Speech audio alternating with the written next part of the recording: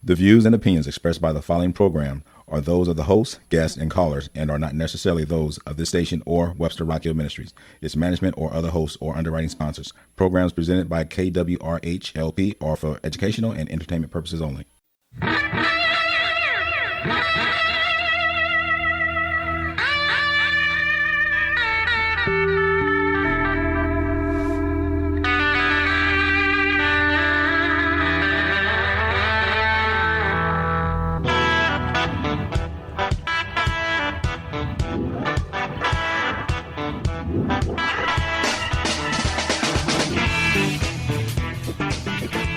Welcome to In Tune. This is Arnold Stricker with Allie Wharton. Hi there, Arnold. How you doing today? I am doing great. How was your week?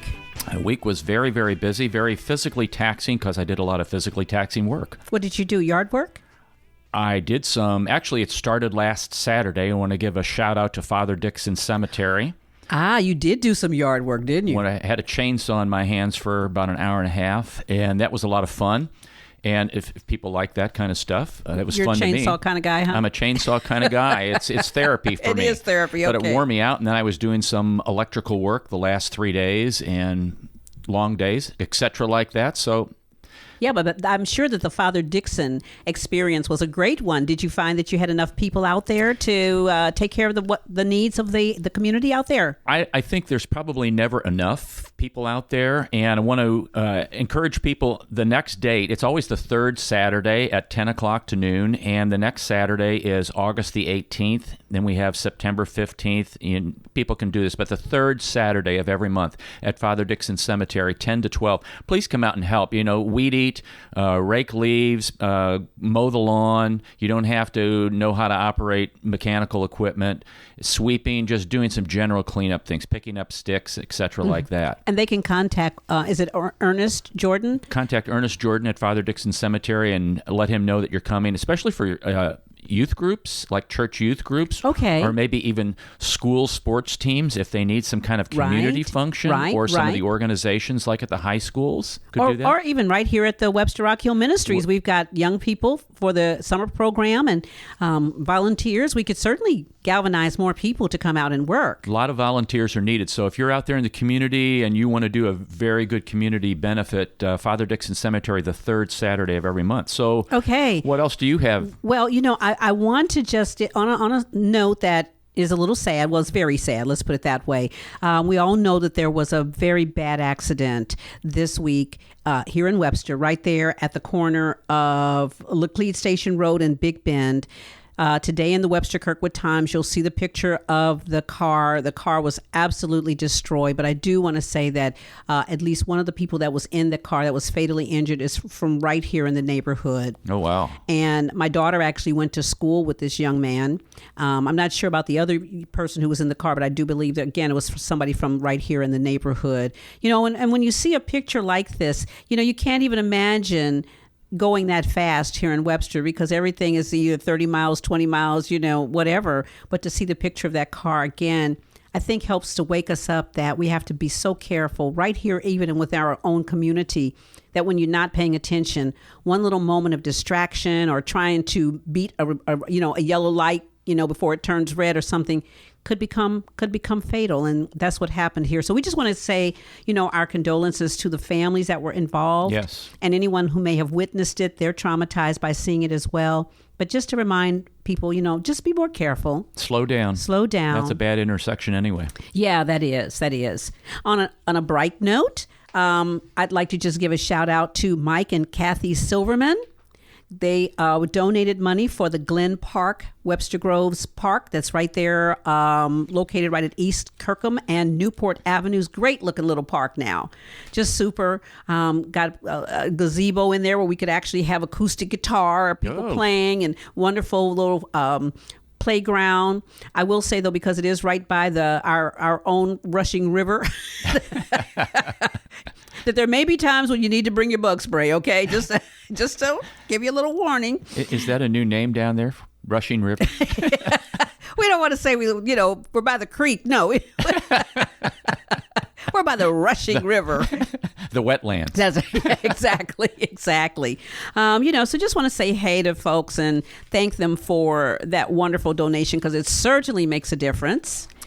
Well, we have an interesting show today. We always have interesting shows, Arnold. I've been following a developing network that's going to be starting, and it's American Legacy Network, and have been watching that and watching some of their the little videos that they put out, and some have been on Vimeo, and it's just been very, very interesting, and wanted to get more background about that. So invited Rodney Reynolds on to the show. Rodney, are you there? Yeah, I'm here. It's great to have you on. You're on here with Arnold and Ellie on Intune. And just so you understand, as our listeners, Intune's a 2-hour weekly broadcast which focuses on issues that impact and connect our community, the greater St. Louis area. We discuss and reflect on issues such as the arts, crime, education, employment, faith, finance, food, history, housing, humor, and justice. And I love what you guys are doing and how you are working on the American Legacy Network, the videos and the shows. You're showing old-time movies, the historical aspect. It is an education for me, and you're filling in gaps in my history knowledge and the application of that is really important for everybody to get. So thank you very much for that. Well, I appreciate your comments, and our brand itself, American Legacy, is about 23 years old. We published American Legacy magazine for about 16 years, and American Legacy really celebrated African American history and culture. Every issue was filled cover to cover with historical information, and once everything started changing over to digital, we started, looking at how were we going to make our brand acceptable in that environment, in that venue, in addition to still achieving our objectives in terms of celebrating African American history. And so what you're seeing now with the development of American Legacy Network comes from, really was born out of the magazine American Legacy. We still today have a mobile truck exhibit that we take around the country. We converted a 18-wheeler to a museum. And so we just finished up in February a 11-city tour, and we're getting ready to go back out on about a 10-city tour in September, October. And so our entire brand celebrates Black history. And so this transition to a video streaming product is really natural in the progression and growth of our brand. Yeah, as a natural progression, because you've been involved in the publishing business, I guess, and the media business for quite some time, correct? Well, this is actually my 38th year of being involved in the publishing business and the media business. I started my very first magazine in Cleveland, Ohio back in 1980, and I've been on this road ever since. And we launched American Legacy magazine back in 1995. I did that in a joint venture with Forbes magazine, and then we started. Like I said, when things started shifting to the digital side of things, we started looking at how were we going to, continue to be in this business, and what has come of that has been the American Legacy Network product. So some of the listeners may know Spectrum Magazine, or Minority Business, or New Visions, or Renaissance Magazine. Yeah, those were some of my very first magazines that I published in Cleveland, Ohio. And why did you do that? Why did I publish those magazines? Yeah, it seems like I know the answer to the question, but Well, there weren't that many, especially when I did Spectrum magazine. The focus then was on Black men, and I didn't see a lot of positive images on the newsstands at those times. We very rarely now talk about newsstands. Yeah. Because everything is digital. But didn't see a lot. And so the very first magazine I started back in 1980 was Spectrum Magazine, in which kind of was a lifestyle and fashion magazine for black men, primarily in the Ohio area. And then I think we did Today's Black Father after that, which was a Cleveland-based magazine. And then Renaissance Magazine, which was a local publication that celebrated black history in the greater Cleveland area. And then that sort of gave me the idea to develop and launch American Legacy, given that I knew that the appetite was huge in greater Cleveland. I figured it might be as well on a national basis. And then we went upon looking for funding and a joint venture partner to help launch a national magazine. I think you saw a great need and have filled it with very positive and engaging and intriguing stories to keep that positive message flowing for the black community. It's nice to see those gaps in my history bank filled that maybe were not accurate, or the gaps that were not complete because you don't know. Give us a story of somebody who you've put in American Legacy magazine who maybe people may not know about but are very, very important. Well, the first thing that comes to mind, the two stories in particular, one was when we first saw the story on the black jockeys, and to learn, we all know about the Kentucky Derby, but didn't really know that the first, I believe, 13 or 15 Kentucky Derby winners were ridden by African-American jockeys. Wow. And then actually the first jockey inducted into the Horse Racing Hall of Fame was a black man, Isaac Murphy. So that was a very intriguing story. And then one that really stood out to me was I was at a reception a number of years ago with Bill Gray.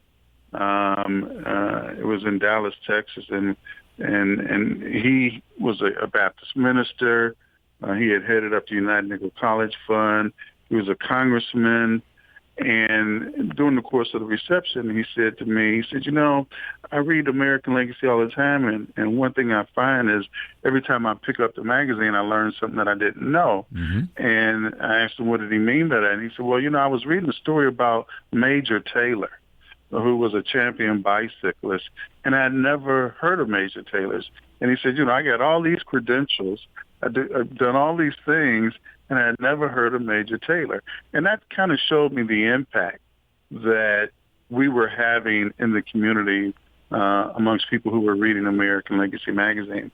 And we still receive today emails from people who want to know when we're going to publish the magazine again, or if we're going to publish the magazine again, not knowing what it takes from a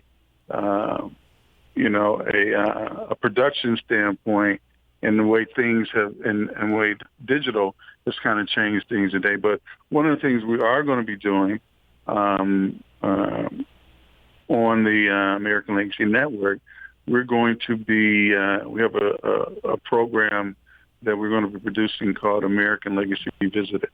And so we're going to be going back and doing a video representation of each issue that we published, over 60 issues of American Legacy, and turning those into sort of like a mini doc on each particular issue. So that is forthcoming on the network.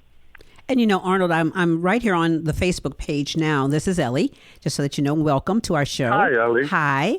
And I was looking at your celebration of Black History Month, where you were remembering Billie Holiday, but there was a photo of Louis Armstrong on there, and I just wanted you to know that this week, as a matter of fact, July 27th, that's today, to 27th and 28th, that there's going to be a Louis Armstrong festival right here in our little community of Webster Groves. Oh, wow. And it's from 8 to 11 p. at the Ozark Theater, which the Ozark is one of our historical little theaters. It actually was a movie theater when I was a kid, and now it's more like, an entertainment venue. But they're going to be having this festival. at the Ozark Theater. And I think that's like really cool because this community is really into music and art and this type of thing. So what you're doing will definitely resonate with our residents here.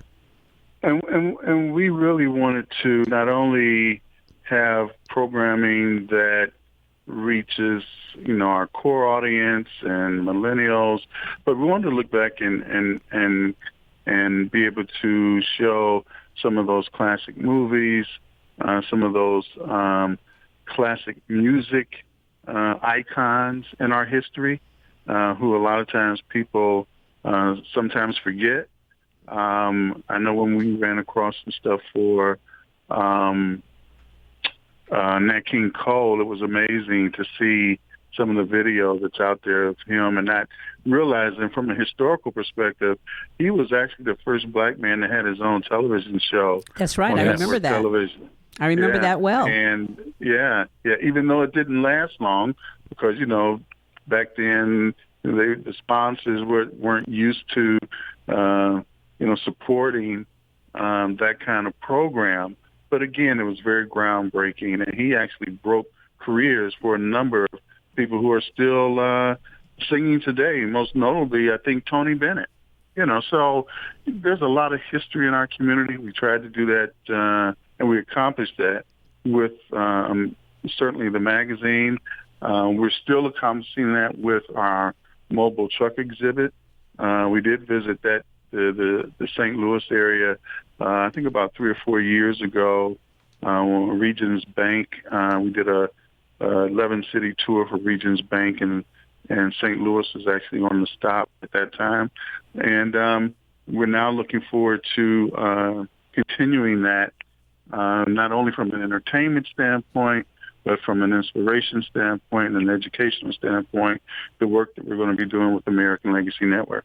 When you were talking about Nat King Cole, was probably my dad's favorite singer. I could sing Ramblin' Rose and, Love and all the songs. He used to play them all the time. And when you were talking about how he kind of, my words, blazed a trail for other people, I don't think, maybe this is a generalization and on my part, that many artists today don't recognize those who have really put the foundation down for them to be successful. They just maybe go. Well, that's probably true.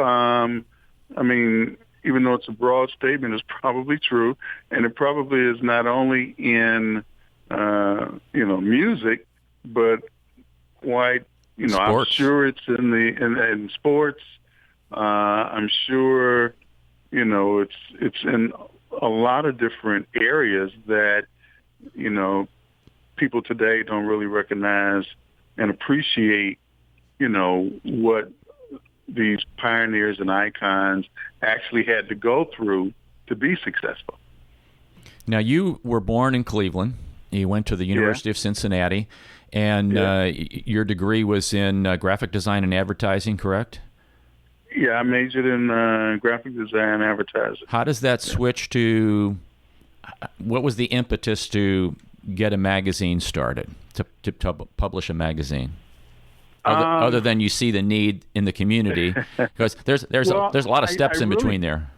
I really came up, quite honestly, on the production side. A lot of my training in junior high school and in high school in Cleveland was I ran a printing press, and so I learned the production side of it before anything. And I had a teacher, Mr. Ragland, at my high school, John F. Kennedy High School in Cleveland, who really kind of, he was sort of my mentor, and I probably would not have done the things that I've done in publishing if it not had been for Mr. Ragland leaving me in charge of the classroom and making me, run the presses and learning, the ins and outs from a production side. So how to do the camera work room, the work in the camera room, learn how to do the stripping and actually the plate making and then actually running the press. So my background was sort of in the production side, and then taking marketing and advertising. I worked for an ad agency for a few years in Cleveland, but my first love had always been publishing. And I think while I was at the University of Cincinnati, I probably was 77, 78, I published a book for a young lady, book of poetry. I was working at a printing company in Cincinnati at the time, and had access to a press. She wanted a book. She wrote some poems, and she wanted to be put in a book format. I published it, printed it, took it around, got it into some bookstores, and so that was sort of my early, entry into the publishing arena.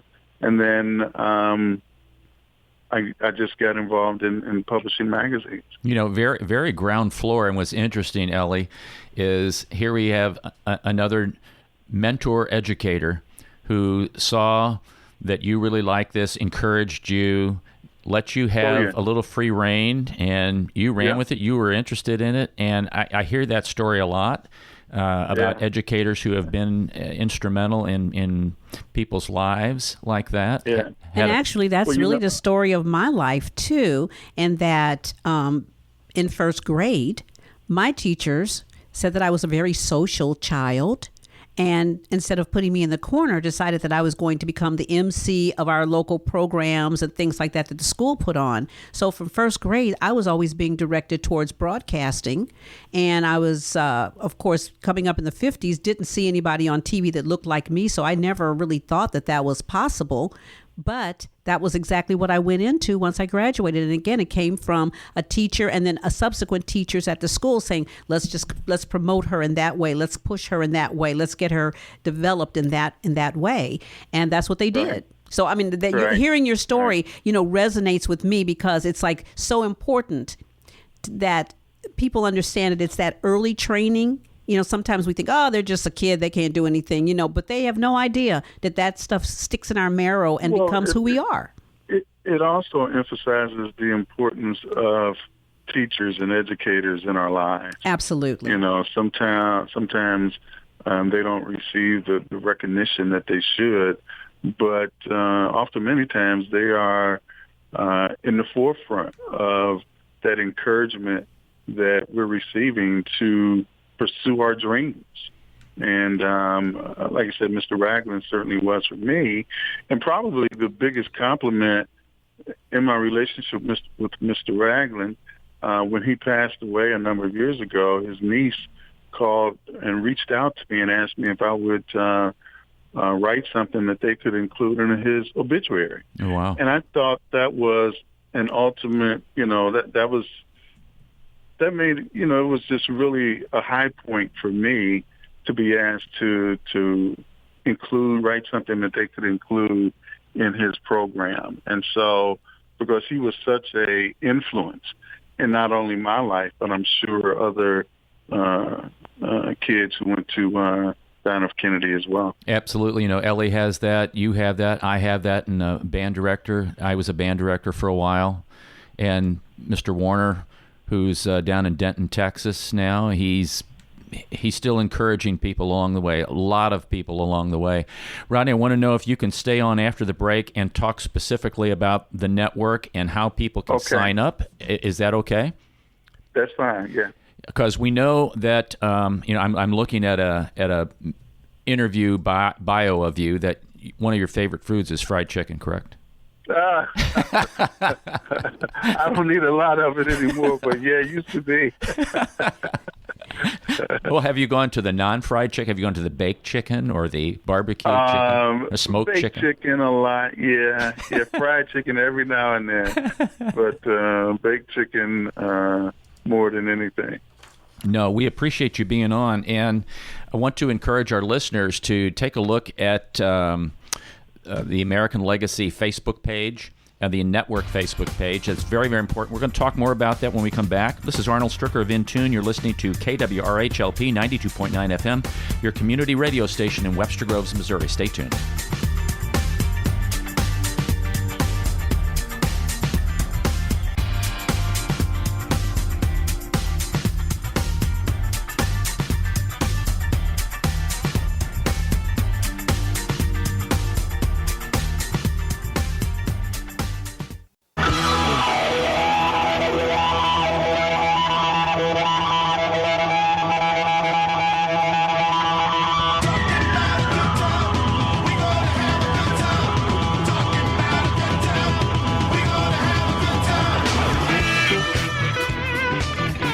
Welcome back to In Tune. This is Arnold Stricker with Ellie Wharton. We are talking to Rodney Reynolds. Rodney, the man. I just went up on Vimeo, Rodney, and was checking out your stuff. Your stuff is good. Yeah. Your stuff is exceptional. Well, This is a professional. Everything that we're doing now is really being transferred over to the network, American Legacy Network.tv, and that will take you directly to the network. You can sign up to subscribe directly from the network. It's $3.99 a month. I think I tried to do that last night. And I'm not quite sure whether it went through, so I have to check that and see.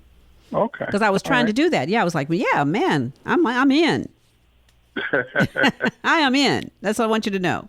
So, Rodney, when people sign up, will it be through streaming? Will it be through like cable, or how will they receive? Yeah, initially for the first 2 or 3 months, it's going to be through streaming. So it will stream to their mobile device, to their web browser, whether it's on their computer, tablet, what have you. And then we're going to be adding the actual app sometime around mid-October, early November. Wow. So then they can actually download the app. But right now, you can have it it's basically a web/mobile version of the network. Now, for folks who just joined us, Rodney is from Cleveland. He is a publisher. He's been doing this for 38 years, I believe, is what you said, Rodney. And yeah, 38 years in the media business. Has a slew of awards. And I had a question for you. His awards, Ellie, are as long as my arm. Yeah, he's very accomplished. And I wanted to, 40 under 40 award. That's a big deal. That's a huge deal. Well, I'll tell you, that was 20 years ago. Well, you still got it, though. Well, maybe there should be like a 60 under 60. That's pretty funny. Now, I have a question for you, because I see listed here that you've served on the board of directors of the Harriet Tubman Home. I was up at the Harriet Tubman Home about a week and a half ago. Okay. And what a great place. The thing that are you still on the board there? No, not right now, no. One of the things I was really surprised, and this is spurring my wife and I to write the Parks Department, our National Parks Group, is how is money dispersed to national parks? Because they have a lot of things that need to be done up at the house to save the house. You can't even go into her house right now. Yeah. And it was interesting because I was at something just last night, an event for the Regional Chamber of Commerce, and they were talking about the national park that we have, which of course here in St. Louis is the Arch area and the old courthouse, which is where Dred Scott decision. And so what they were saying was that our national park here in downtown St. Louis is the only urban park that exists in the country. Really? Wow. Yeah, and it's all of it has to do with westward expansion and the Dred Scott decision, and all that's right here at the riverfront. And I can see how tons of money is actually being spent because I used to work right across the street from it. And I would look out my window when we were having like a board meeting and stuff like that, and actually see 20 people out there planting flowers. And then next week, another 20 people would come up and pull those same flowers up and plant new flowers. And every week they were coming and doing the same thing. And I was just like, wait a second, this is crazy. But I found out it was because they had national park money and they needed to spend it. Yeah, because when I was up at the house, at her house, the brick one, they're still doing some conversion work, but you have to protect things like that. The frame house that she was in for a while, that was remodeled. But even the display things like that, I wonder how much money is being moved those directions to really keep those landmarks going. Well, I don't know the politics behind it, but the home is currently, I believe it's still currently, because it was when I was on the board, under the operation of the AME Zion Church, I believe.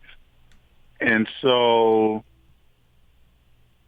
they have some oversee of that, even though I believe the National Park Service has been involved to a certain degree. But I do agree with you that there's probably still a lot of work that needs to be done, and hopefully, that will be accomplished pretty soon because it is a cherished landmark, and I surely hope that they receive the support similar to a lot of African American museums around the country. Right. One of the things that we did when we celebrated our 10th anniversary of the magazine was we actually gave $5,000 to 10 local museums around the country to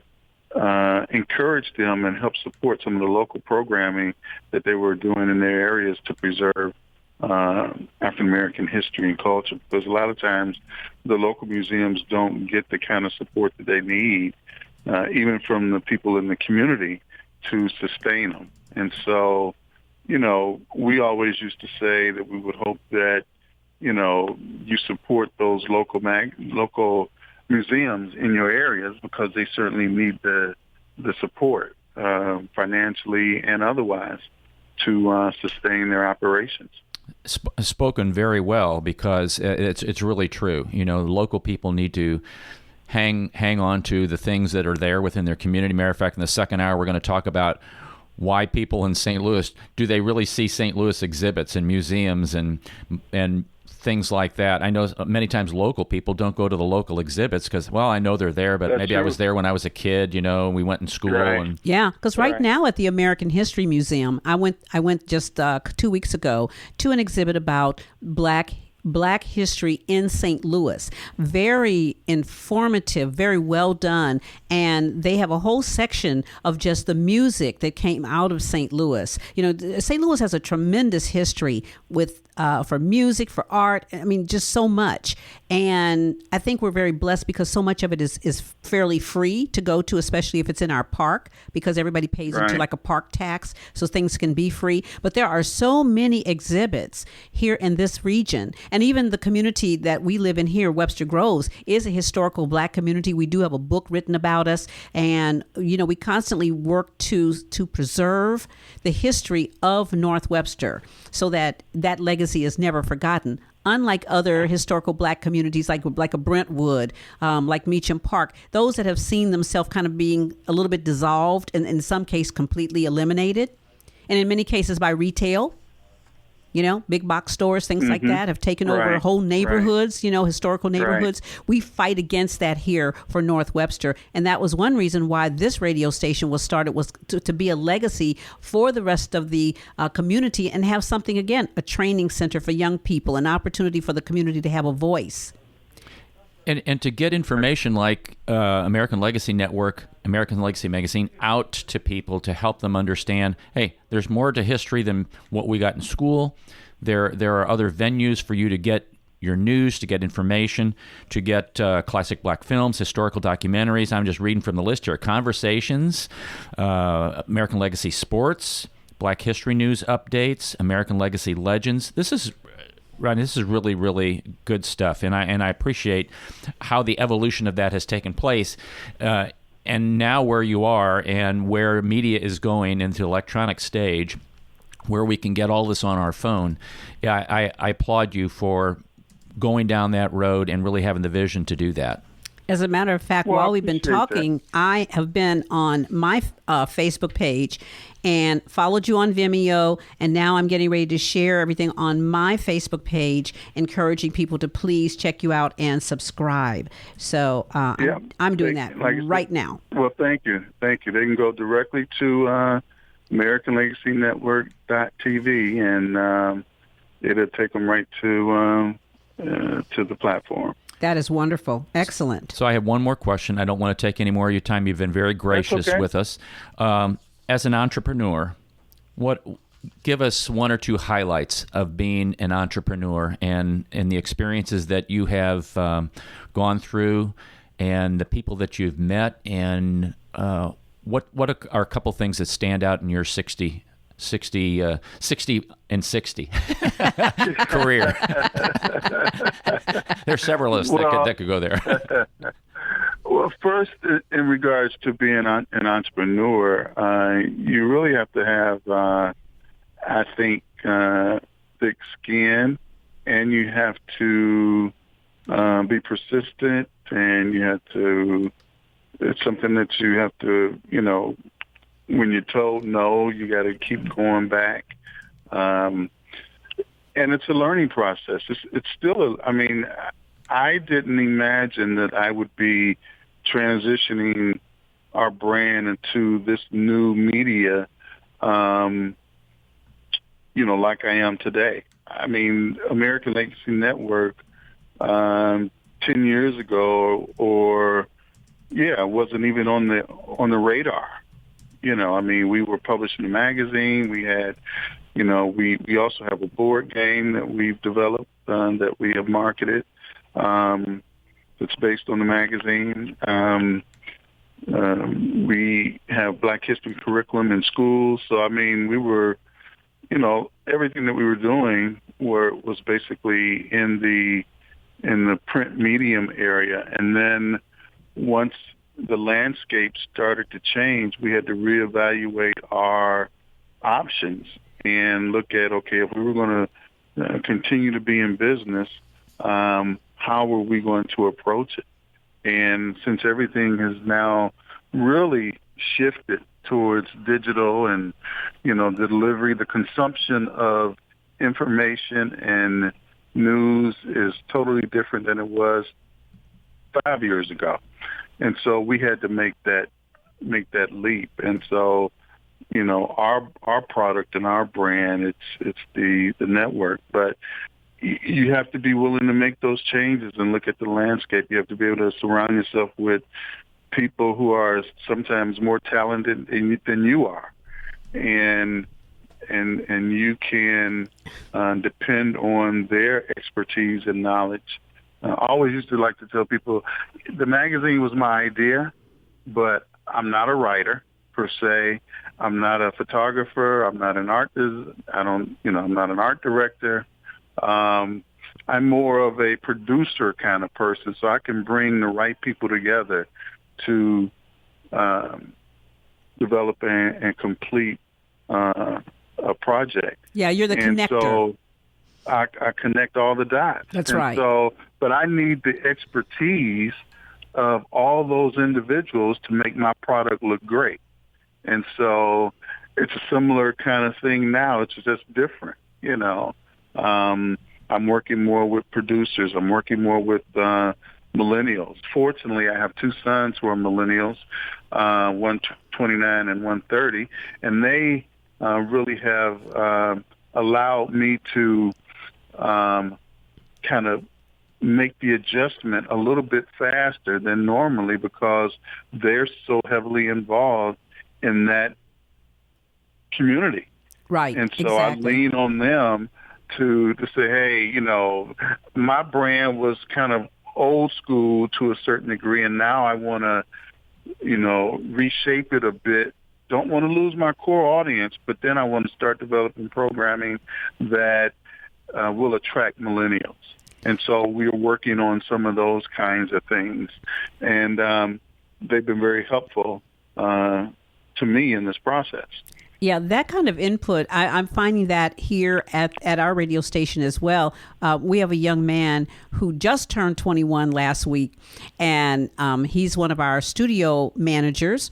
And so for 4th of July here in Webster Groves, we have this huge parade every year, Community Days parade. And thousands and thousands of people turn out for it. So I had said to this young man, I said, Malik, I would like you to produce the promo for the parade. Now we're going to be there. We're going to be broadcasting live. We're going to be doing all this stuff. And he was like, okay, I can do that. So I'm thinking, he's going to come up with some John Philip Sousa kind of background music, right? When I heard the promo, the background music was James Brown, Living in America. And I was just like, so perfect. That was just like so perfect, because see me, I'm like you, I'm in my 60s. I would have had the John Philip Sousa sound and stuff, It took the young guy to see it from a totally different angle. And I was really, really pleased with that promo. I appreciate that you're not threatened. Oh my gosh, that is so key. And I could relate to what you're saying because that is generally what tends to happen. Other people feel threatened. And so rather than them trying to learn, how do we make this thing work? They look at every reason to stop it. Right. I'm sure you've not run into that.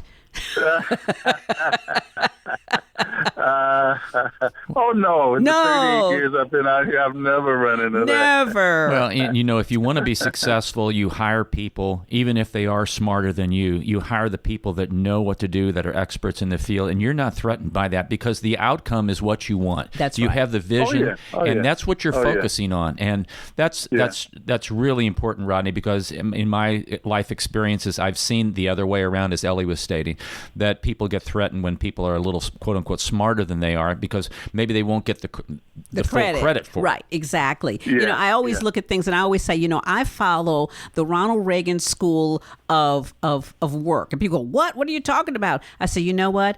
I may be the spokesperson. I may be the pretty face, but you know what? I surround myself with people much smarter than me. And that was what he did. He was he was the spokesperson. He had the background as being the movie star. People recognized him for that, but he also recognized that he wasn't the smartest marble in the box.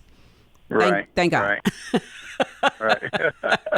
Well, listeners, if you want to subscribe to American Legacy Network, Like I have. you can go to, correct me if I'm wrong, Rodney, AmericanLegacyNetwork.tv. Correct. And you can sign up there or go to the Facebook page for American Legacy Network, and you can get directed to where you need to go. Any final words, Rodney? Well, I appreciate the opportunity actually to come on and talk with Ellie and yourself today and to share what we're doing and what we have done with our brand in general over the past 23 years and what we're continuing to do with the American Legacy Network. And I ask your listeners to go out and subscribe to the network, and we'll be continuing to grow and add content that I think that they will come to enjoy and find not only entertaining, but as I said earlier, inspirational and empowering. Yes, well, we just added you to our Facebook page, our Radio 63119 Facebook page. I just, while we were on the phone, subscribed through Vimeo and sent it out on my personal Facebook page, telling people to check it out and giving them the link. She can multitask. I can multitask. I'm a woman. Yeah. Well, when they go to Vimeo, they're only going to get a limited amount of see a limited amount of what we have, but they really need to go to the network to see the full breadth of things. Yes, absolutely. It's good. Okay. You've done a great job. Thank Rodney you. Reynolds, thank you very, very much. I really appreciate your time, sir. It's been a having pleasure. I appreciate it. Thank you very much. Have a great day. You have a good weekend. Thank you, sir. Thank you, Rodney. All right. Thanks. Bye-bye. Bye-bye. Ellie, what a true gentleman and pioneer in having the vision to capture those important things, document them, distribute them, inform, educate, and move with the times to not stay in a stagnant place, but have the foresight and listening to people and making the decisions and judgments to move into this. What a tremendous thing for people who would be subscribers. Right. And what you said was very key, Arnold, and that he was willing to move from a medium that he probably felt very comfortable when he had the magazine, and moving into a medium that he was not totally familiar with, but realizing the need to go to others, to seek out others. And that's where that's what makes a visionary the person beyond, because they're always looking at how can we take and improve this? How can we, and then also empower the people that that are working for them. I mean, and Chris will tell you here, Chris Verdesi, our studio manager, man, if you haven't listened to his countdown show that he does. It's a great show. It's a great show. I mean, he has caught me truly sitting in the Schnucks parking lot for an hour. That could be syndicated, Chris. And I told him that. It is so good it could be Didn't I, Chris? syndicated. I said to you, I said, have you ever thought about syndicating this show? I really appreciate the thought. I hadn't thought about it. I wouldn't know the first thing to do to get that ball rolling or whatever. But yeah, no, you're going to want to listen to this one on Sunday. I just finished 1960, which I was not expecting a lot, but once I dug in, there's so much cool stuff. Yeah, okay, let's do a shameless plug now. When is it on Sunday? It's I believe it's noon or 1 o'clock. It's noon. It's noon. As on I Monday. always listen to it, but doesn't it run on like on Saturday evening or something? Because I'm somewhere out in my car when I usually hear it. Yeah, then the encore is on Wednesdays, I think at 1. Okay. I mean, it used to be noon, and I think it got bumped up to 1, so Wednesdays at 1 and then 6 o'clock p.m. And see, that's the thing, it's like I want the people here to grow. I want them to do more with what and have this as the basis. This is how they build their portfolio and then be able to grow. I'm not threatened by that. I'm not threatened by people coming in and having, like you taking over this show. To me, I'm like, great. This is what community radio is about. Well, you're not having to be the one to do all the work. Absolutely. Because you can't. Anything to feed the beast, huh? I mean, we get 24/7, 365. Every minute of that time has to be filled with something, right? But it's filled with really good stuff. That's the thing that's so great about it. When you listen to everyone's show, I mean, like you listen to Les Schneider, who does Johnny Lightning, Ever 80s show. I mean, that guy loves what he's doing. He loves his show. You listen to Davo, and Davo comes on talking that classic rock stuff, and it's just like so wonderful to hear it. When you hear Sean and Terrell come on and do things, when you hear Jeff Tedford with his 2-hour jazz show, we can just go on and on and on. And it's like everyone is here to do the thing that is in their heart that they love to do. And what I really appreciate about Rodney and American Legacy is filling the gaps again, and I mentioned this probably a third time, filling the gaps in my education, in my history, in my knowledge base, and getting a full understanding and a full picture of prominent Black Americans who have done some things that I was like, what? Why hasn't anybody ever told me Oh my that? gosh, because if we really did Black history, beyond just February, we would really have to come to the understanding that there is no history. It's history. Right. Exactly. It should all be meshed together because it's all a part of who we are, what we do, and what grows us as a nation. And not what grew us as a nation, but what continues to grow us as a nation. Okay, so now to move from that point that you just made to curriculum, Yes.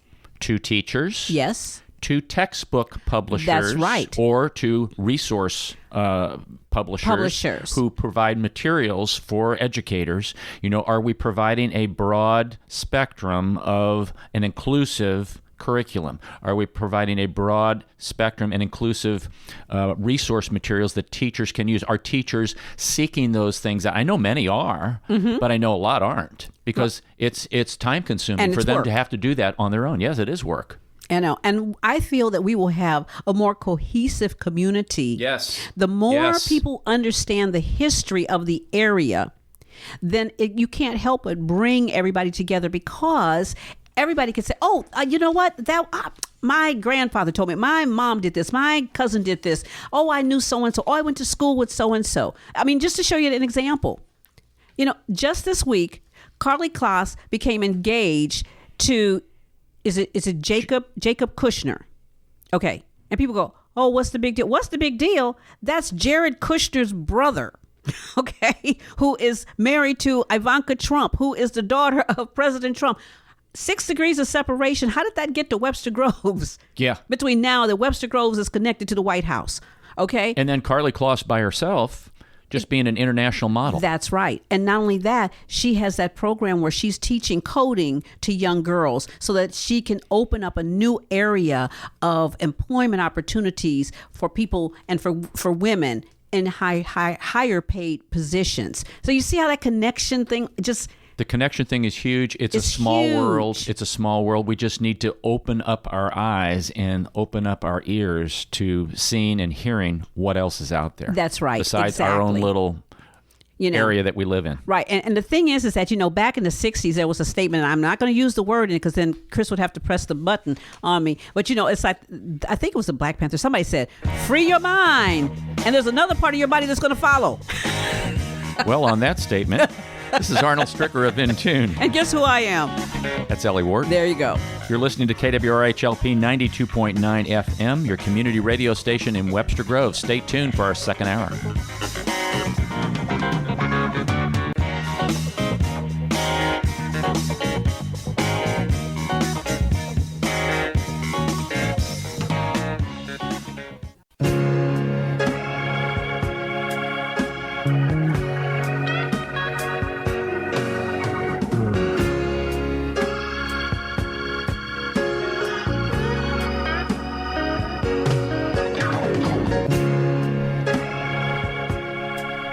Welcome back to In Tune. This is Arnold Stricker with Ellie Wharton. Hey there. That song, Take Me Back, always makes me really, really think about the history that we have here in North Webster. And when I get together with friends, it's amazing, those of us who were children together and have that opportunity to be able to grow up and now be adults and see our children and grandchildren enjoying this. When I think about that whole concept of Take Me Back, I'm so grateful that we still have a community to go back to. Yes. That we still have people like, Dr. Henry Givens, who I had as my sixth grade teacher back in the 60s. And today this man is getting ready to have a school here in Webster named after him, the Steger School named after him. And you think back on so many of the people that made this community what it is today. I'm just so grateful. And that song always makes me think about that. And, it's the statement about history that if you don't know your history, if you don't read history, right, you're doomed to repeat it, because you never have learned the lesson. And I think what you said, two things, people and events. People, many times individuals are able to make an impact on a community or on a city or on a state or on a country for that matter. But then you also have events that will make those kinds of impacts. But what do we learn from those kinds of events? Are they positive? Are they negative? Do we move forward? Do we go backward? Do we stay right where we're at? So those are some really important things. Just kind of a shout out to the book on North Webster. A shout out to what the library has on the photographs of Webster past. Yes. Tom Cooper has an exceptional book that he did, and I like those kinds of things. You look on our Radio 63119 page, and we've got the Throwback Thursday, where we have a photo that was brought to us by the Webster Groves Historical Society. This is the start of the Webster Groves Liberty Day Parade, which we know today as the Community Days Parade held on the 4th of July. And interesting, it says, to win a box of bagels on National Bagel Day tomorrow, correctly type the year of this parade. A winner will be chosen. But again, see how we're using history and this Throwback Thursday idea in order to educate. Just a simple thing. But I bet you never realized that, it used to be called Liberty Day Parade. They went to Independence Day, and now we just call it Community Days. Liberty to independence to community. Just the community. That's right. Is that a decrescendo? Well, it could be. I really don't know. Guess on how that. you observe it. It's really, we still get together. We still, We still celebrate the 4th of July. Speaking of which, coming up next week, August the 2nd, was actually everybody had signed the Declaration of Independence. And if people went back to our show and listened to our show that we had on the 4th of July, not on the 4th, but going to the 4th, right, they remember that the Declaration was signed on July the 2nd, July the 4th, and then completed on August the 2nd. That's right, exactly. And I was reading the Webster Kirkwood Times this morning, and again, want to give a shout out to Dwight Bittercoffer and all of the guys there who have made this 40 years of just wonderful coverage. It was interesting that there was a letter in the mailbag that was basically talking about the groups in the parade. You know, we've talked about that. We've had other people talking about it as a snapshot of the community. And there were many people who felt that having so many political types in the parade took away from the community aspect of it. And this person, Diane Mark of Glendale, was very gracious to write in. And she felt that all of the different groups that were in the parade really are a snapshot of the community.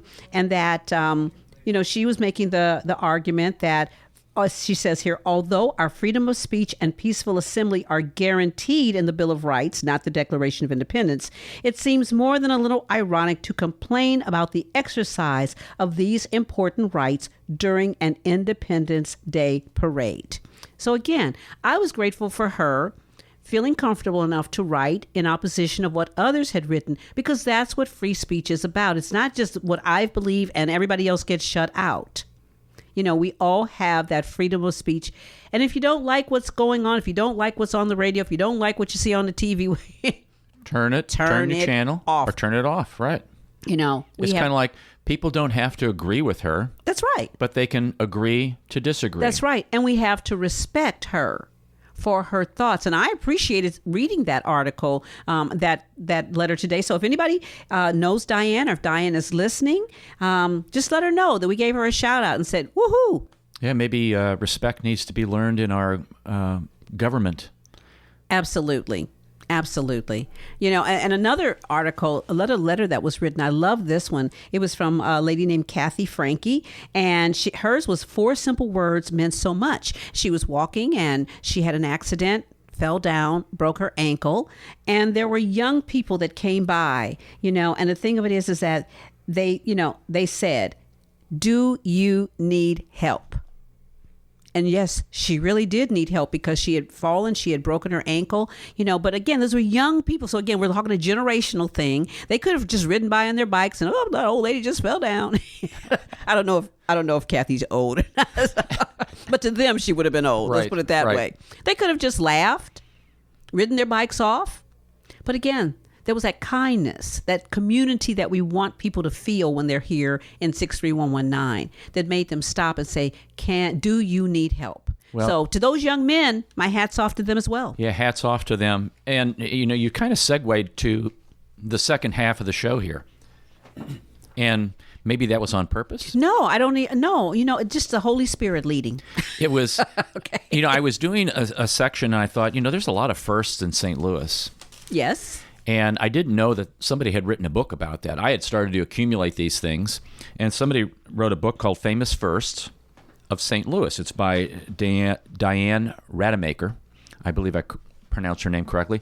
But anyway, I had accumulated these things, and I thought, well, this would be very interesting because a lot of times, like we mentioned in our previous hour, if you live in a community, maybe you don't go to see the attractions until somebody from out of town comes and says, well, where should we go? What should we see? Okay, well, we'll go down to the Arch. I bet you go there all the time. No, I haven't been there since I was in second grade or something. You know, so those kinds of things. So this is kind of a dual segment. Did you know this about St. Louis? That's one segment. And then a second segment is First in St. Louis. So if listeners have a question or a comment or they want to get us a hold of us on a text line, it's 314-736-4510. 314-736-4510 if you have a comment or a question or you want to make another first or did you know this about St. Louis? And again, you're listening to In Tune with Arnold and Ellie. So did you know this about St. Louis? St. Louis was once a major American coffee hub. The Renoco coffee? No. When the river was the closest thing to information superhighway, St. Louis was well positioned to receive exotic shipments. In the 18th century, coffee arrived from French traders. In the 19th century, it came up from New Orleans or Nolans. By the early 20th century, St. Louis was the largest inland distributor of coffee in the world, although demographic changes have dethroned the city by the time of the Great Depression. Wow. Didn't know that. I didn't know that. And, you know, I remember visiting New Orleans, and there's a section of town where their chicory coffee is, I don't want to say manufactured. It's whatever happens to coffee, okay, to make it coffee. Roasted? Yeah, but it's even more because the smell of that chicory was so strong that it really permeated the entire area around it. You knew when you were close to that coffee manufacturing thing. Well, if you ever needed that coffee, it's Cafe du Monde. Yes, absolutely. It was wonderful. But then they also had in that same neighborhood the drive-through daiquiri place. Yeah. I don't know if people could smell that one or not. Yeah, exactly. I smell those daiquiris. I smell those daiquiris, but that was kind of crazy to me because it was almost kind of like the drive up, at the Wendy's. What do you have? Well, I'll have a strawberry. Put it like a double thing in it. And give me a shot of chicory coffee on top. Yeah, exactly. But here there is a place here where you can actually buy a drive-through and get some liquor, and they put it in a brown paper bag. I'm not going to say the name of the restaurant, but for our next... it's in Rock Hill. It's true. I'm not making it up. Did you know this about St. Louis? St. Louis had the nation's last pneumatic tube system. I remember these when I was a kid in some of the department stores. Right. But, don't we have pneumatic tube systems right here at the ATM machines when you're in your car and you put your stuff in and go and sucks it up? It's now relegated to drive-through windows at banks and pharmacies, but in the 19th century, pneumatic mail dispatch was all the rage. New York City had the largest system at 55 miles. St. Louis's tube network was the smallest, only 4 miles. It was the last such system built by a major American city. And by the early 20th century, a futuristic new technology known as the car put a swift end to tube networks everywhere. Oh, man. But see, the pneumatic tube situation did not use gasoline.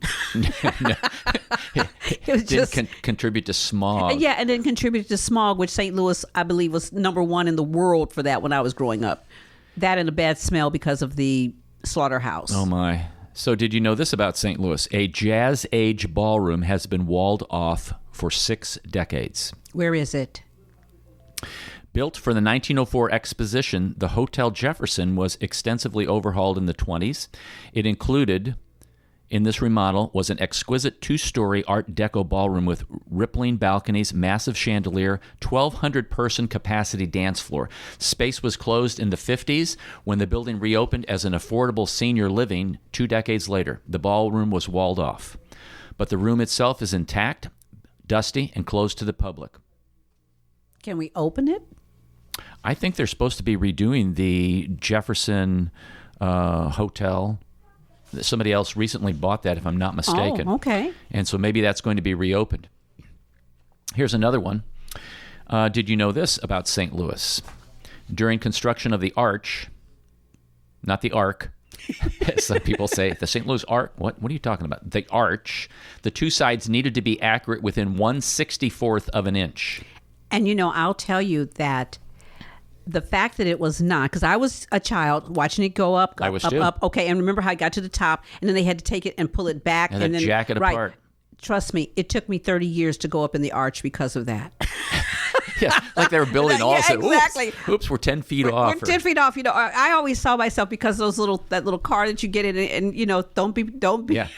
don't be claustrophobic, okay? Because that car will have you going crazy by the time you get up to the top. But I had this in my mind, this vision that you get up to the top, and then the 2 ends would like spring apart, and there you'd go flying. Flipping around in the air. Gee.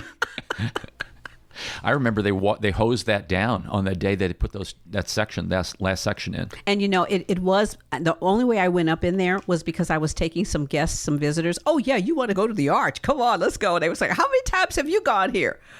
Well, who's asking? So it's the tallest national monument. Yes. As we know, 630 feet tall, Yes. Especially if you're from St. Louis, you should know these facts. That's right. It sways 18 inches in a tornado, apparently. Well, that's not the place to be in a tornado. No, it's 4 times taller than the Statue of Liberty, not including the pedestal of the statue. It weighs more than 200 space shuttles. I don't know how much a space shuttle weighs. Yet the site surveying done at night, lest the sun's rays cause measurement distortions, had to match both legs within 1/64th of an inch worth of a wiggle room that's smaller than a mechanical pencil lead. My gosh. Yes. A variance that was any wider would have kept the legs from connecting properly and doomed the structural load. If that seems like an impressive feat, here's another. It was constructed in the mid-1960s, meaning without the assistance of personal computers. Actually, I think slide rules rule. That's right. Slide rules rock. Yeah, the building of the arch was really a tremendous architectural and engineering feat. And I remember when I worked at Channel 4, which we were right across from the arch, and it was during a year when we had those horrible floods. I mean, like everything was flooded here. And so I was talking to a buyer who was actually in another city, and she was saying, I've been watching all the rain that you all are getting and the floods. She says, is the arch underwater? And when she asked that, I said, if it is, you need an ark. Okay. That's right, because the whole country is being flooded. That's okay? right. But I thought that was very funny when she says, is the arch underwater? Hopefully not. All right, here's another one. Is it Escape from St. Louis or Escape from New York? Chris will like this one, since he's from New York. Since he escaped. So, director John Carpenter once purchased a St. Louis bridge for $1 while filming Escape from New York. That was the Eads Bridge? No? No? Manhattan was too expensive. Yeah, that cost $24. Yeah. So, a series of fires had ravaged parts of St. Louis in 1976, so the director decided to use the desolate streets as one huge backlot. For the film's climax, a car chase across the 69th Street Bridge, he arranged to buy the abandoned Chain of Rocks Bridge on the north edge of St. Louis. I couldn't for remember. $1. The purchase removed governments from any liability. As soon as filming wrapped up, the director was refunded his money. Did they give it to him like in pennies or something? Here's your change. You know, there's an opportunity to make a little bit of money. And $1. what do we do? $1. Yeah, we gave it. And then we gave it back to him. Yeah. So what do we get out of it? The notoriety of being in the movie. Knowing that those listeners who are listening to this will know that when they watch that movie again, they'll go, that's the Chain of Rocks Bridge. And I knew it was the Chain of Rocks Bridge. I couldn't think of the name, but I do remember it being the Chain of Rocks Bridge. Interesting point. How about some St. Louis firsts? Did you know that St. Louis had the first junior dress size? It was an innovation from Klein's department store in coordination with Washington University, and that there were 250 dress manufacturers here. And the students from WashU were the junior dress size. Really? Yes. So you're saying there were 250 dressmakers In St. Louis. in St. Louis? Yes. Wow. So In that the means day. we're kind of like we were like a garment district. We were then. like a garment district, which is kind of what Washington Avenue. Right, that's right. Levine's hat. Yeah. Still there. A lot of hat companies and coat companies and Yeah. I took my husband down there to get his hat from Levine's, and he was just like, "Oh, we got to go there," because he had never very famous. really. But it's really famous. Did you know that there was a woman who owned a baseball team, first in St. Louis, the Cardinals? In 1911, Helene Robinson Britton became the first woman to own a Major League Baseball club, the St. Louis Cardinals. She inherited the team from her uncle, Stanley Robinson. Under her ownership, the Cardinals placed third in the standings in 1914 and 17, the highest rankings the team had reached to that point. Britton is also credited with recruiting future Hall of Famer Rogers Hornsby for the team. Wow. That's a big deal. That is a big deal. There was a first lady who was born here. Mrs. Truman? Nope. No. Okay, who?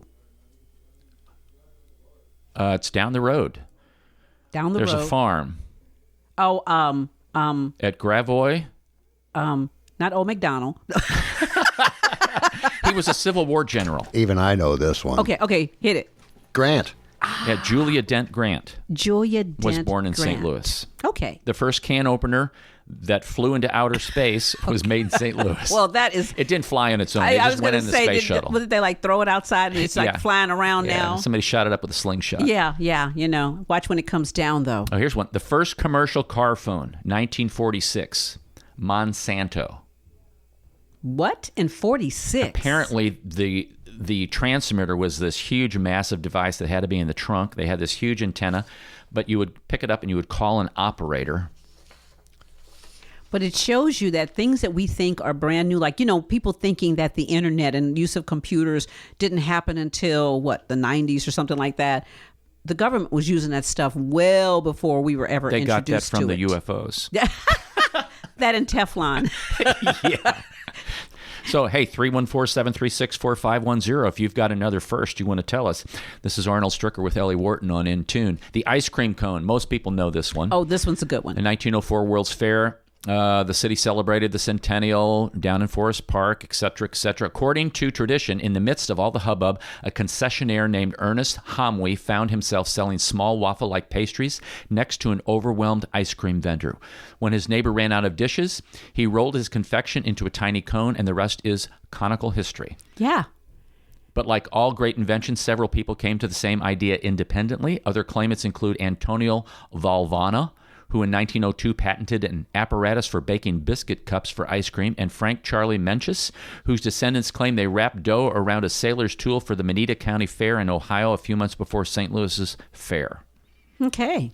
You know, there's so much surrounding that fair. When I lived in Birmingham, Alabama, we had a statue on top of the hill called Vulcan. And actually, that was a statue that had been built for the 1904 World's Fair and brought here. And then eventually it ended up being, taken back to Birmingham. And it's very, very prominent because it sits right on a pinnacle and it can be seen from all different directions. So even to this day, it is still one of those when you bring somebody to Birmingham and they want to go, where do we go? We go to Vulcan. There you go. To go see it. It's really cool. But again, it was part of the 1904 World's Fair. Interesting. Another first, St. Louis first, the first skyscraper in the United States, one of the first in the world. The Wainwright Building wasn't the tallest, built in the 1890s. Chicago, New York had a taller one, but it was the first one to look the part, embracing its height with a sheer wall of windows instead of tiered floors or overhanging ledges. Right here. The first kindergarten. No. Or some people at kindergarten. The kindergarten? 1873. Susan Blow. Okay. Opened the first kindergarten in DePere Elementary along Michigan Avenue in Carondelet. Yes, I've heard that. When you mentioned the name, that brought it back. Her first classroom held 42 students, and 7 years later, nearly 8,000 children were enrolled in St. Louis kindergarten classes. Isn't that amazing? The building now houses the Carondelet Historical Society, complete with a replica of her classroom. The first Olympics in the United States was held in St. Louis. No. 1904.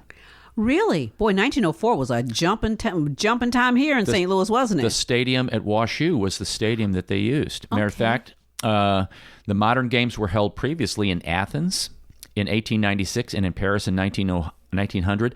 Gold, silver, and bronze medals were first introduced at the St. Louis Olympics. The runner George Coleman Poig was the first African-American Olympic athlete to win a medal in the games, winning the bronze in the 200 and 400-yard hurdles. It was the first Olympiad with female participants and the last Olympics with golf as a sport. Also, the first Native American Olympian was here in St. Louis. His name was Frank Pierce. He predated Jim Thorpe, a very popular Olympian, by 8 years. Pierce participated in the marathon but did not finish the competition. That marathon has been called one of the strangest Olympic spectacles. This is why we really, in our history classes, need to focus on the things that happen right here. That's why people need to listen to this show.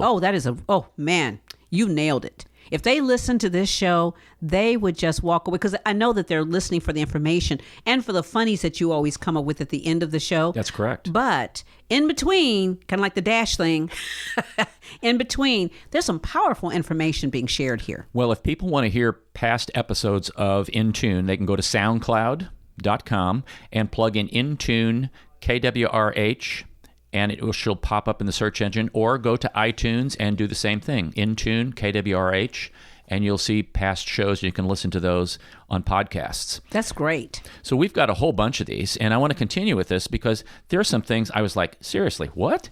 What are you talking about? I couldn't believe it. Well, I think that it's important because we do have, and even in just looking at our calendar of events, just when we always talk about, there's just nothing to do. What do you want to do? Oh, there's just nothing to do around here.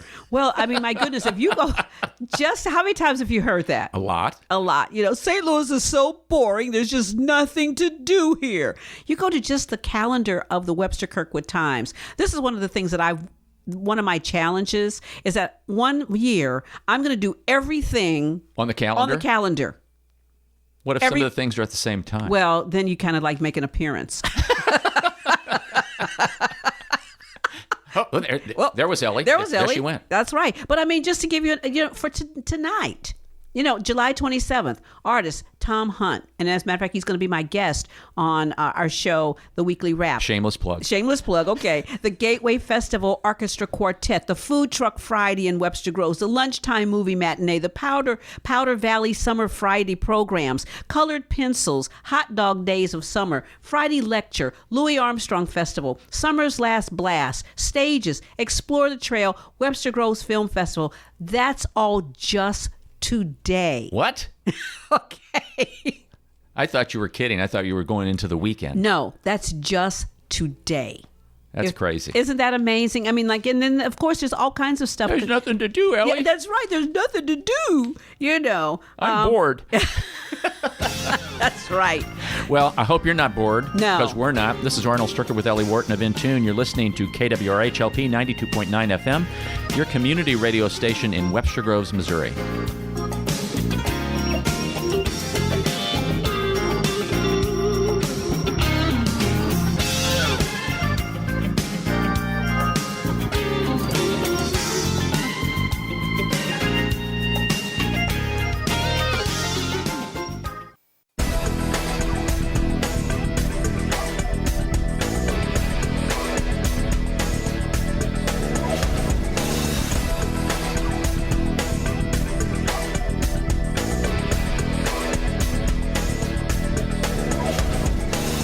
Welcome back to In Tune with Arnold Stricker and Ellie Wharton. We've been talking about firsts in St. Louis. So if you have a first and you want to text us, 736-4510, or if you're inquisitive about some of the firsts that we're talking about in St. Louis, 736-4510.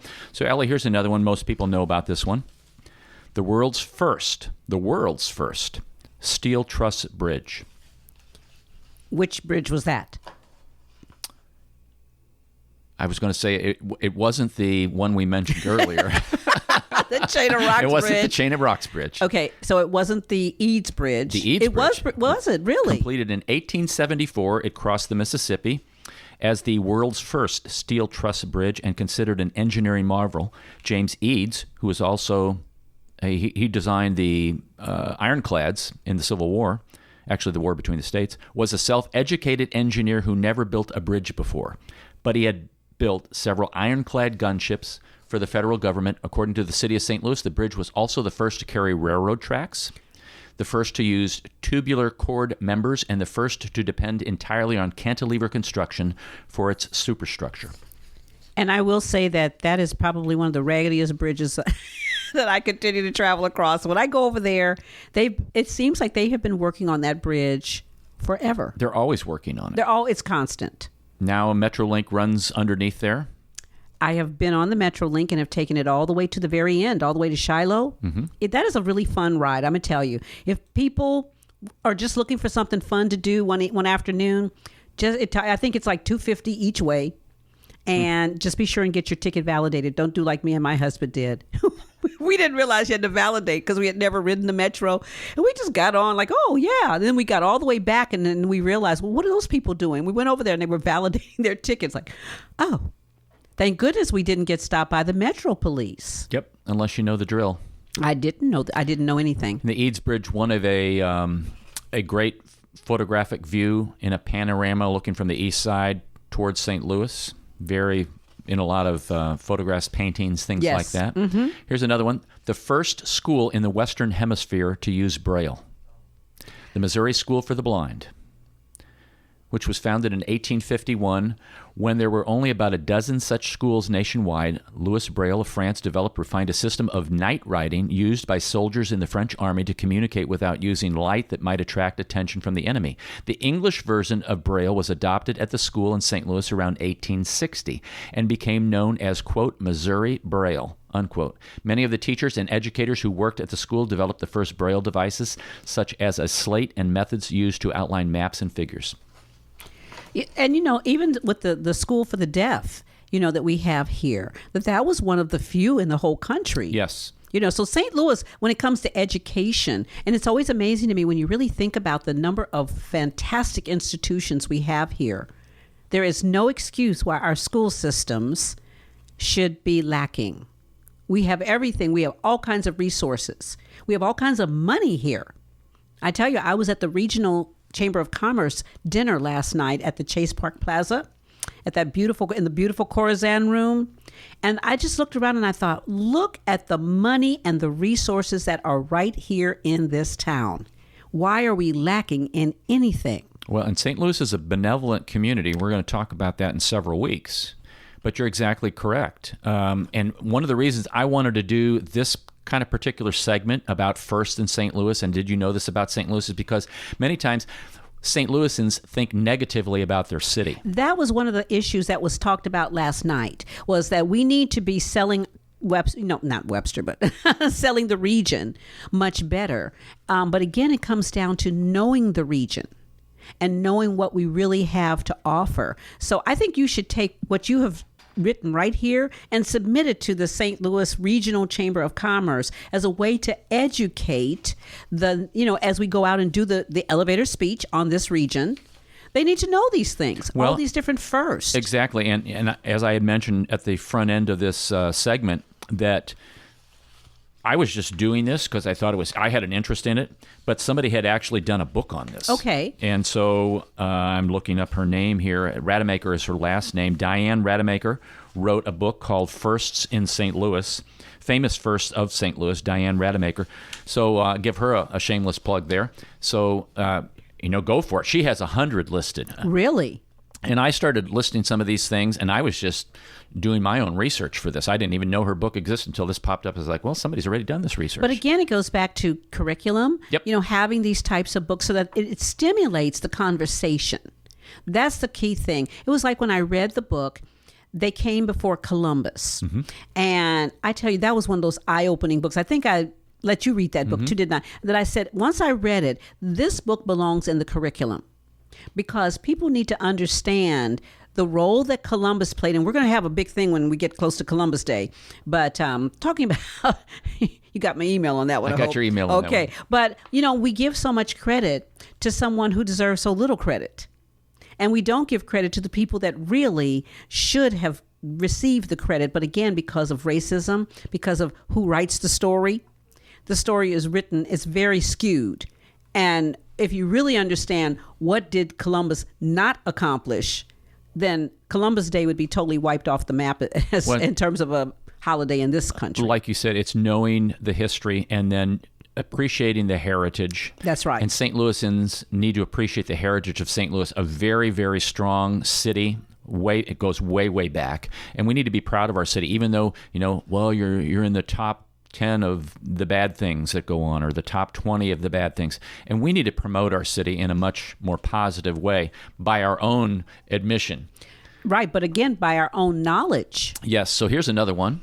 The first police department to use fingerprints. The St. Louis Police Department became the first department to use fingerprint to identify criminals in, again, the year 1904. There must have been a lot of criminals here at the World's that year Fair. Keeps the World's Fair, the Olympics. Well, I guess there were a lot of people here, and so with a lot of people, you have all kinds of shysters and people trying to do things. And well, they learned it from a Scotland Yard official who came here for the World's Fair to guard the crown jewels. Oh, wow! The department claims other firsts, including the first department to adopt 8-hour shifts and the organizer of the first National Police Convention. Wow! The first president to fly in an airplane. It wasn't 1904. No. 1910, Teddy Roosevelt became the first president to take a ride in an airplane when he reluctantly took a 3-minute spin in a Wright Brothers biplane from Kinloch Aviation Field in present-day Berkeley. He was an ex-president by then and was visiting to attend the first international air show.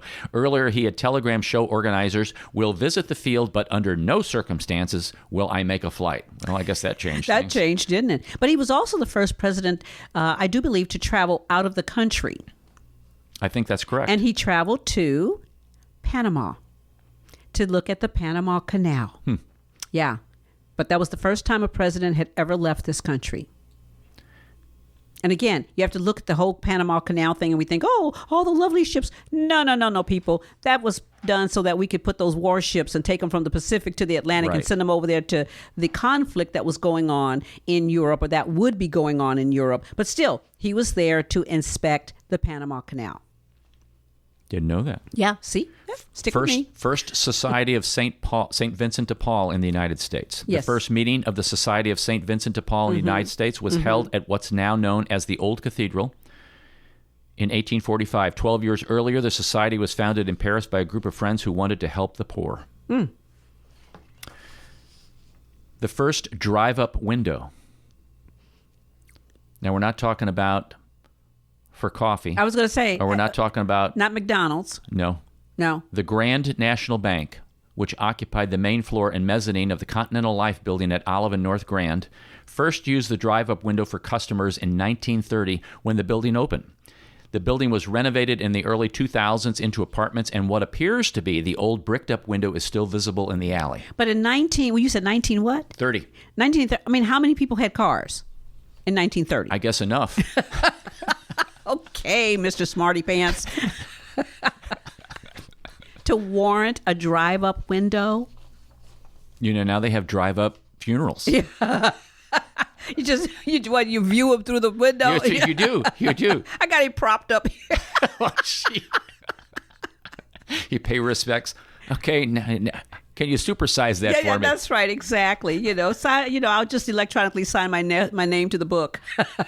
Mercy. Okay. I thought this was very interesting, and I may mispronounce this. The first American viticultural area.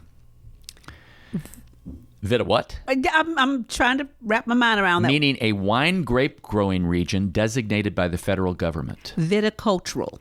The Augusta American Viticultural Area, a 15 square mile area around Augusta, Missouri, gained its status in June of 1980, 8 months before the Napa Valley AVA in California. The Augusta AVA is home to several wineries and was first settled by German immigrants in the mid-1800s. Well, that reminds me, when I was a kid, we used to go to one of those places down there that had a winery. And it was like a German festival, October festival. I mean, they still do it to this day. And you go down to this particular winery. I'll have to think of what it is.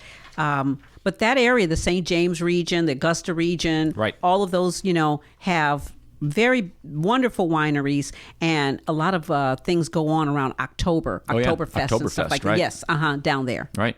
So if you have a first that you want to question us about or inquire about, 736-4510. This is Ellie Wharton with Arnold Stricker of In Tune. The first cocktail party. Frank Sinatra.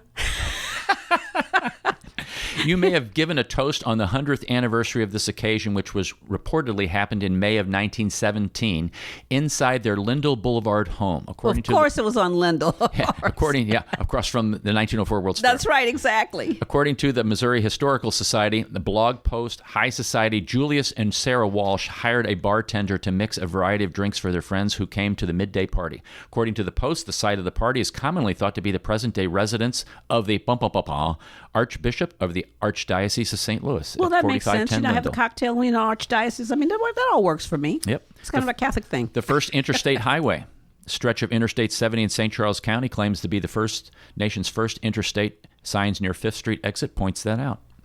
Interesting. The first monster truck. Really? Bob Chandler of St. Louis modified a 1974 Ford F-250 pickup with tires measuring 48 inches tall in the mid-'70s and made its first public appearance in 1979, commonly known as Bigfoot. And that started here? Yes. What was the guy like in the city? Was he in the county? County. He was in the county. Right. Okay. That was at 270 and Lindbergh at the time. Wow. I didn't know this one either. The old courthouse in St. Louis features the first cast iron dome ever built. It was erected in 1862 and still stands today as part of the Jefferson National Expansion Memorial. The first cathedral west of the Mississippi was built on the St. Louis riverfront in 1834 at the site of St. Louis's first church. The old cathedral still stands there today. Yeah, it's still there. And I have to admit, As many times as I have passed the old cathedral, I really don't think I've ever been in there. I was in there one time. They were renovating it, but there's a bunch of. It's very, very cool. It is cool. It's very cool. Okay. Well, that'll make one of those when you decide to go down to the riverfront, and do all the little riverfront things that you do. That's a good place to stop in. So, I mean, you really could make a day of just doing the riverfront stuff because you got, now we've got the arch and the new museum that's open, which I understand is really fabulous. Do they still let the little boats go up and down the river? Do we still have that? The Huck Finn, the Admiral? I used to love that's Admiral's gone. Yeah. Oh, okay. It Shows turned you how into long a it's been. casino, and then they scrapped it. Yeah, I remember when it turned into a casino. We used to go down there and have brunch. They used to have Bob Cuban's band played on yes, we the Admiral. did. Yes, we did. That was fun. That was fun. But yeah, the riverfront has got some great things to do. St. Louis and James Augustine Healy became the first black Roman Catholic bishop in the country in 1875. Mm-hmm. In 1927, a group of St. Louis businessmen gave financial backing to the first solo transatlantic flight from New York to Paris. The pilot, Charles Lindbergh, and the plane, the Spirit of St. Louis. That's right. Exactly. First high school west of the Mississippi for black students, Sumner, boasts an impressive roster of graduates, including comedian activist Dick Gregory. Yep. Ronald Townsend of the Fifth Dimension, opera stars Grace Bumbry. Who was here recently. Yes, Robert McFerrin, rock greats Chuck Berry and Tina Turner, and athlete Arthur Ashe, that's right. The Climatron at the Missouri Botanical Garden, didn't know this either, was built in 1960 as the world's first climate-controlled geodesic dome designated as a greenhouse. And I love that. I love that greenhouse. It's great. It is just a wonderful place to just go. And Christmas, they have trains going around.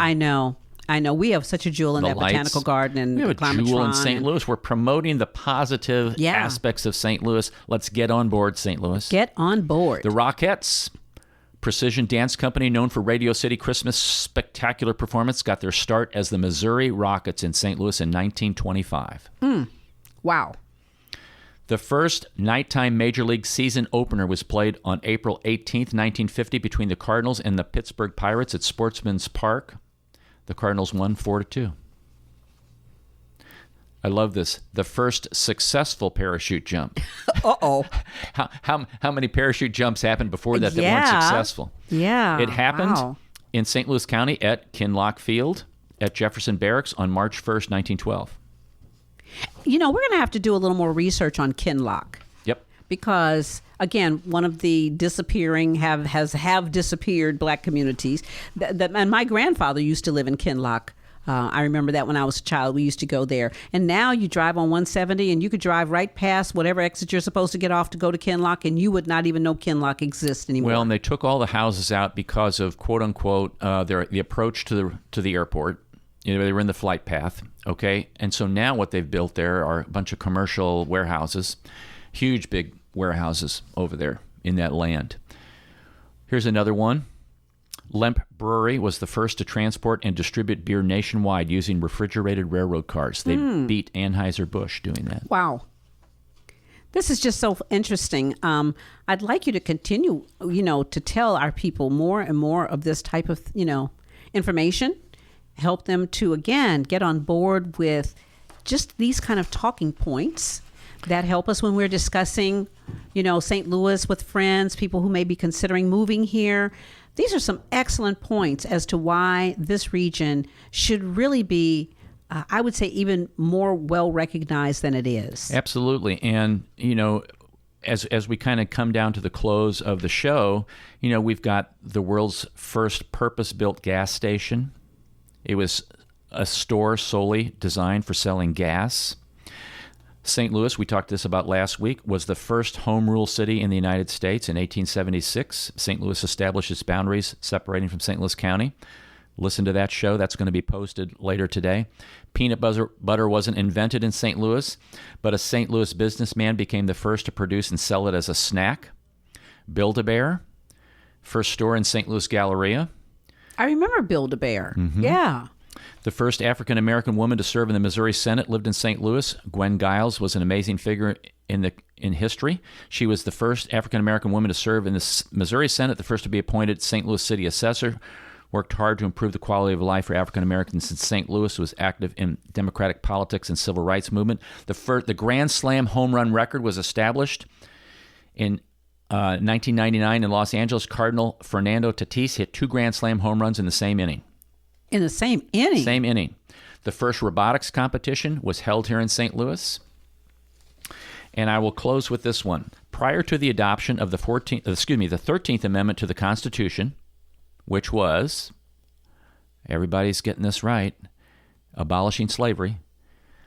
So prior to the adoption of the 13th Amendment to the Constitution, slavery was abolished for the first time. On January 1865, Thomas Fletcher, the governor of Missouri, followed a state convention-approved ordinance abolishing slavery with his own, quote, proclamation of freedom, ending slavery in St. Louis and the entire state of Missouri. Missouri was the first slave state remaining loyal to the Union to abolish slavery prior to the 13th Amendment. Really? Isn't that interesting? And what's interesting, when I think about, you talk about his name, Fletcher. And, St. Louis is really known for naming its streets after notables. Where's his name? I mean... Or where's his statue? Where's his statue? So much. Like we know that Eads Bridge was Mr. Eads, and we know that even out here, Street, Swan, Plant, Marshall, Kinlock, Meacham. All of those names are connected to real people that did certain things. But where's Fletcher? Yeah. Blow Middle School, Susan Blow. Yeah. See, we've got to do a better job. All right. So I want to end here with some funnies. Okay. When I went to the ER to have a painful ingrown toenail removed, I was sobbing, gagging, petrified, the works, but my doctor knew how to calm me down. He said, don't worry about a thing. I just looked up how to perform this operation on YouTube. And I slept at a Holiday Inn Express last night. Okay. Just checked out, as a matter of fact. Here, says the nurse, handing the patient a urine specimen container. The bathroom's over there. A few minutes later, the patient comes out of the bathroom. Thanks, he says, returning the empty container. But there was a toilet in there, so I didn't need this after all. During the Christmas holiday classroom party, a boy comes up to me with a gift bag, obviously reused, and says, "Here, teacher, my mom got this present and she didn't want it. And she called everyone in our family, and they didn't want it either. So she said just to bring it to school and give it to you." I love how they tell the truth. If their parents only knew how much they really tell us. That is true. I can only imagine. I teach kindergarten, and when I was urging a student to get down to work, he looked up at me and said, "You do not know that I didn't sign up for this. My dad did."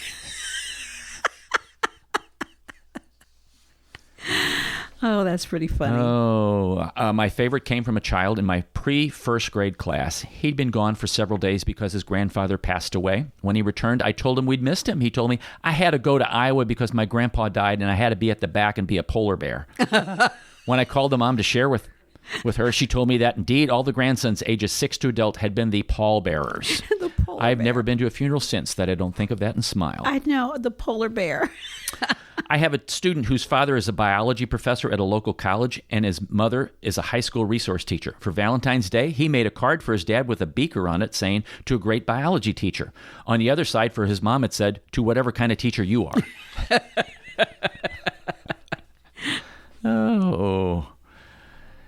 Oh, let's stop there. Well, you know what, Arnold? Again, don't be bored. Don't be bored, okay?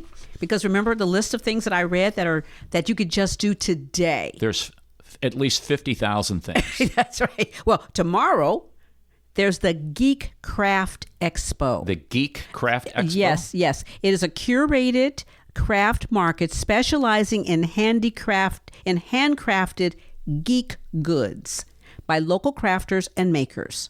Be held right here at Webster University in their Grant Gymnasium, 175 Edgar Road. Are you saying Geek? Yes, the Geek Craft. That's hard to say. Geek Craft. Geek Craft Expo. That's right here. Okay, tomorrow, from 10 to 5. Okay, then there's the car wash to help Lily's wish and others come true. That will be held Saturday, 9 a.m. to 1:30 at St. Mary Magdalene. Car wash. Get your car washed. Okay, woo. Then there's Making Music. That's what we were just doing. Right. Making Music Summer Concert Series will feature all-star classic country by the Roadhouse Kings. That's at the Kirkwood Park. Again, free. There's a musical instrument petting zoo. Free. The Rock Hill Citywide... Are Or what? Arc. Musical instrument petting zoo. That's what it says here. I didn't make this up. It says explore and try out a world of instruments with Crestwood Music and Arts on Saturday, 11 a.m. from 10 to 11. Oh, they don't give you much time. You better get there early from 10 to 11 at the Kirkwood Public Library. The Rock Hill Citywide Electronic Recycling and Document Shredding Event. Those are good. Those are good. Okay. Ken Earhart and the Blue Note and the Blue Moon Blues Band will perform on Saturday from 8 to 11 p. at Highway 61 Roadhouse. That's just tomorrow. Sunday, Cajun Dance Concert. $1 Million Trio. I mean, we have so much going on here over this weekend. Get out. Check your calendar. Promote St. Louis. Be positive about it. Promote St. Louis.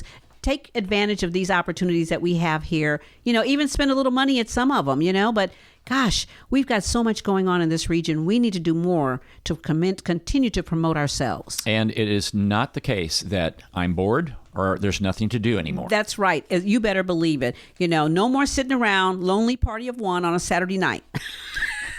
Did I just talk about myself? Uh-oh. Holy smokes. Holy smokes, Batman. This is KWRH-LP 92.9. Don't forget, when the Martians invade, there's only one race, the human race, and every one of us have different characteristics and is uniquely valuable. For In Tune, studio manager Christopher Daisy, co-host Ellie Wharton, I'm Arnold Stricker. Thank you for joining us today. Until next time, walk worthy and let your light shine.